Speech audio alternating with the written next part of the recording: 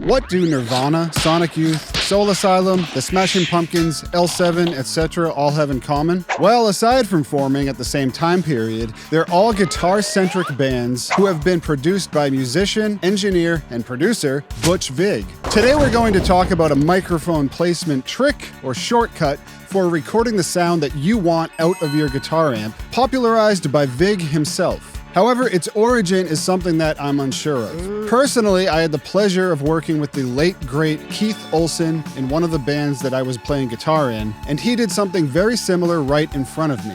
So I guess you could consider this an industry standard approach to getting a microphone position in front of a guitar cabinet. This method is directed at microphones typically placed closely to the speaker cabinet, meaning dynamic mics like the Shure SM57 or ribbons like the Royer 121.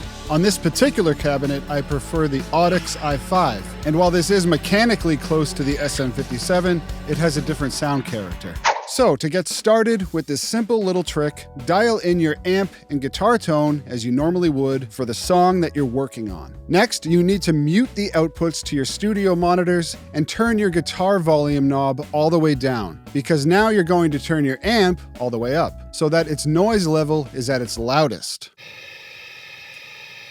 Make sure not to crank your mic preamp level because its audible noise will get in the way of the amp noise that we do want to hear. You don't want to damage any of your equipment or your ears, so double check and make sure that your monitors aren't getting any signal. Now get your mic very close to the grill of your speaker cabinet. Other than that, it doesn't matter where it's positioned as of now. Next, with your headphones plugged in, arm a recording track in your DAW and turn up your headphones. You might need to crank these up because we really want to hear that amp noise. Okay, so now listening closely, we're going to move the microphone around and notice the different tonalities of the noise. It can be very pronounced or it can be subdued. However, at this moment, we're looking for a spot where it's neutral or impartial. This is where we'll find the spot that Butch Vig has talked about. This neutral position will be more pliable when it comes time to mix your song.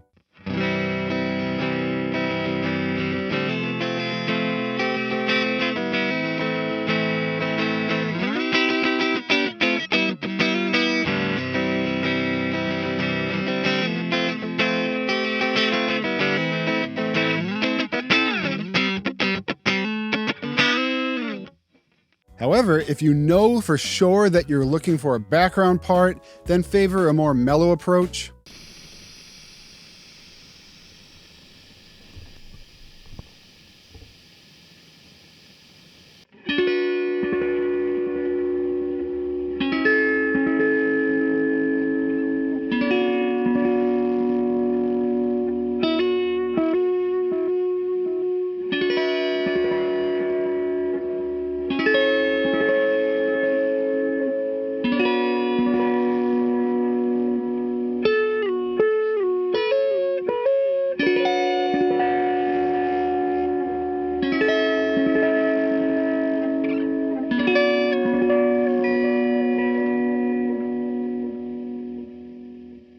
And conversely, if you've got a lead part that you absolutely know you want up front and center, then move the mic right into that bright noise.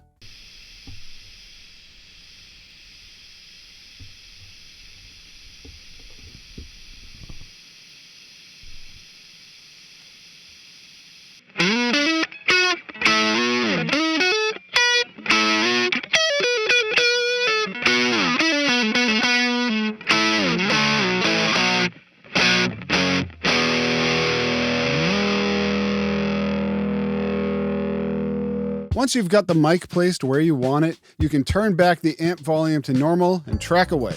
Now you may say that we're obviously just placing the mic on the dust cap of the speaker for a bright sound, or the cone for a mellow sound.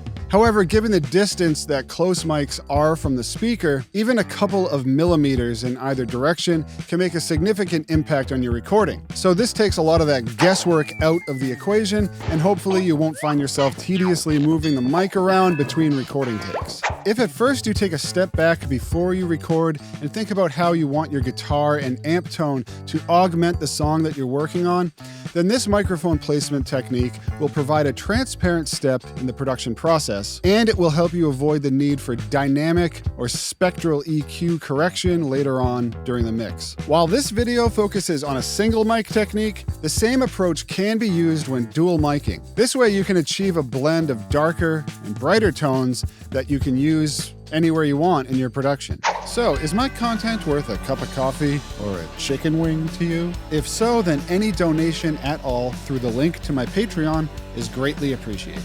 Another thing that really helps support my channel is liking and subscribing. So if I've earned that from you today, then I really appreciate that as well. Finally, if you're looking for someone to work with in regards to production, writing, or mixing, just basically gathering your ideas together and getting them ready to present to the world, then please contact me at comoproductions@proton.me.